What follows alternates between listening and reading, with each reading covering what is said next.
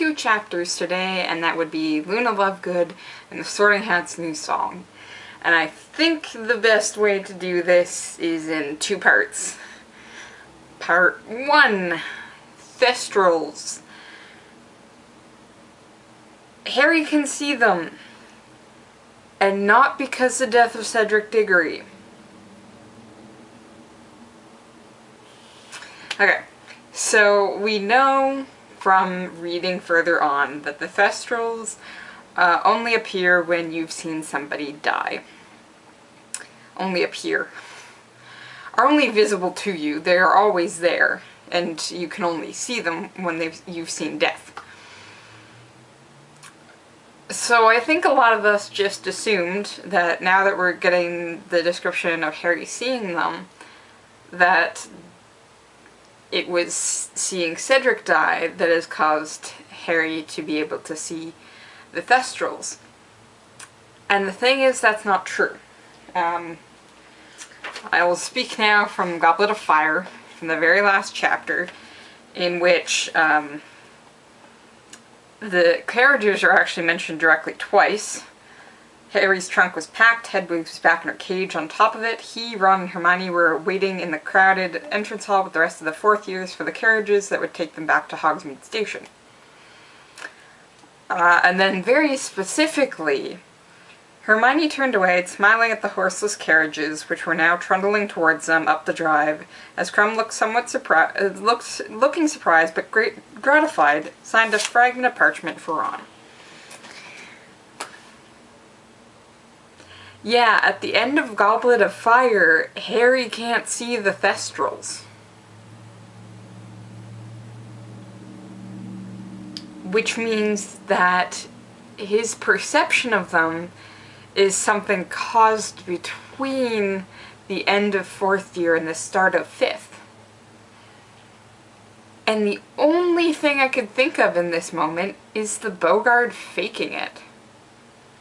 Harry, along with Molly, Remus, Moody, and Sirius, see at least the dead body of one person. Between Molly and Harry, they actually see several, which is the Bogart pulling at Molly's weakness.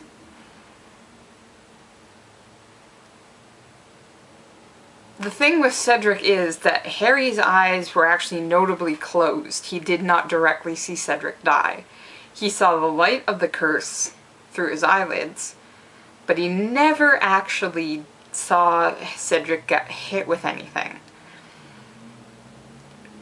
Which is to say that he also didn't see the Bogart bodies actually die, though he did see the Bogart get defeated. So there's something actually going on here. Has Harry been around death enough that he's now able to see the Thestrals without having directly seen anybody die? Is this part of the stronger connection with Voldemort that he's now facing? Is the Bogart's dead bodies enough for Harry to actually get triggered? And if so, why wasn't Cedric's corpse enough? We actually have a serious question here. Since the carriages were still horseless to the trio at the end of 4th year, why can Harry now see the Thestrals in 5th year? And we know that Rowling knew what she was doing.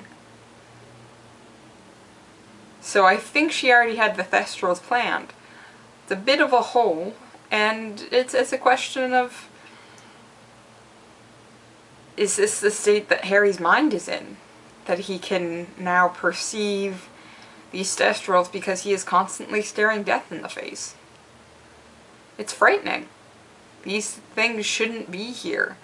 And the fact that nobody sort of believes him on that one, except Luna, who, even Ginny, who seems to be relatively okay with her, still calls her Loony Lovegood.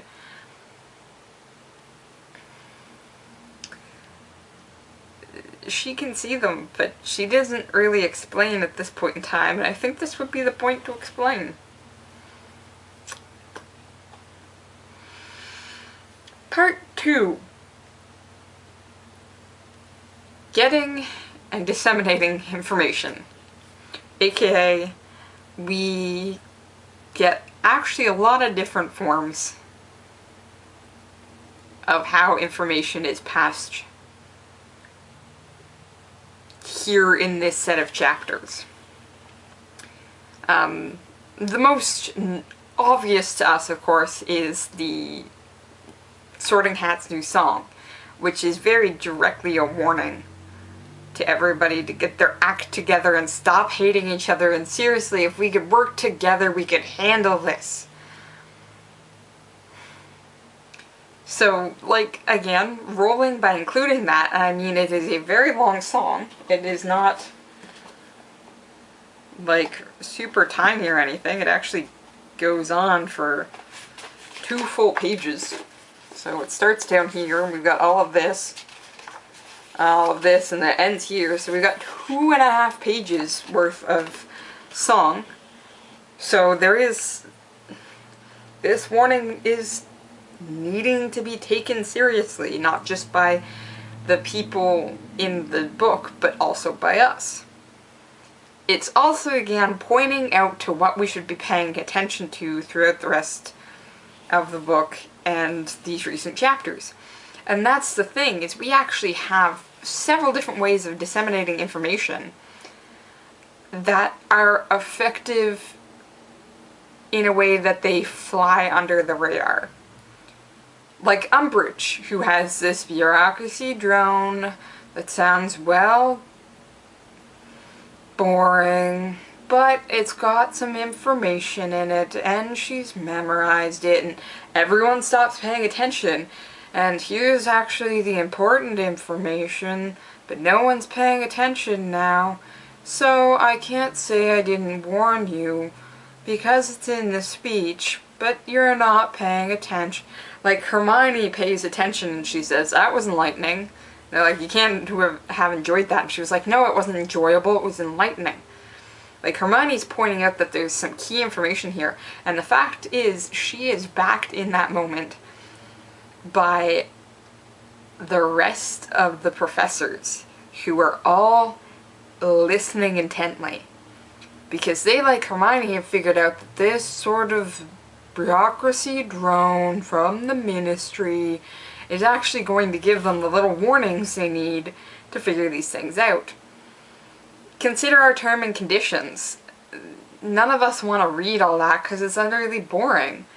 But there could be bits and pieces of really important information. What rights you're giving up. What rights you're giving to the company. All of that is in this bureaucratic drone. And how much of it is in there simply because they're aware it's something they can slip past us. And we'll just go with it because it's boring and we don't want to have to deal with it. We want to trust these other people, but we know Umbridge can't be trusted. She knows the moment that she can just drop her voice into this drone and go for it. And there we go. Okay, you received ample warning. But that's sort of interesting because in a lot of ways it's exactly what the Quibbler is doing. Yeah. The Quibbler most notably is actually using satire to get some really serious accusations against the ministry across. The fact that Sirius could be innocent and is taking the blame for something he didn't do. The fact that the minister is working to subvert parts of the government, including Gringotts. Corruption within the Quidditch Cup. Like, all of these are actually very serious topics. And when Harry's reading through them, he just stops when he gets to this nonsensical stuff and he's like, this is sort of pointless. Hermione writes it off right away. But the serious accusations are actually there. And the only way they can get away with it without the ministry crushing them is to make those accusations then sound ludicrous. Again, notice that it's never actually in the same section. They'll have very serious accusations, and then the question of, or is he with Sirius? He's been accused of this murder, or is he? And then here's the stupid stuff that everyone's gonna laugh at and then not take us seriously. Unless you're looking at it going, actually, there are some pretty serious questions that I would like to have answers to in this first section. Same with Fudge's interactions with Gringotts. Yeah, before we get to the goblin pies, can we talk about where you are actually getting your funding and what you're doing with it? The Quibbler is actually very intelligently throwing in funny information that is going to let their serious accusations slide through and get out to people. And who knows what those ruins actually say? Who's gonna take time to read them unless you're seriously understanding some of the other accusations and want to figure this out? This is a set of chapters in which nothing is actually as it seems. Everything is in layers of questions and confusion and sight and blindness. And hearing and deafness. What you perceive in the Quibbler, oh, that's just silly. Invisible freaking death horses. Wait, okay, if this thing's serious, could this be serious? Everyone listening to the Sorting Hat song. Nobody listening to Umbridge. If this is serious, could this be serious?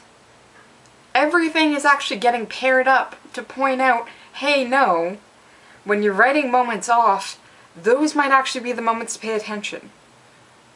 This is the moment that we're getting information out, and for the most part, unfortunately, we're ignoring it, because we can't see the Thestrals. It doesn't look like it's concerning to us. The only point we see people trying to actually, like, take a stand is in the dorm room, where we suddenly have a fight between really Samus and Harry, Ron, and Neville. Because they were families seriously affected by Voldemort. Who look at it going, no, the way he disappeared, it wasn't human.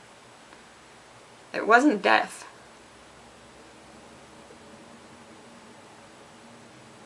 We're all trying to see the Thestrals. Or sometimes we're just thinking there's nothing there. It's a little frightening. Okay.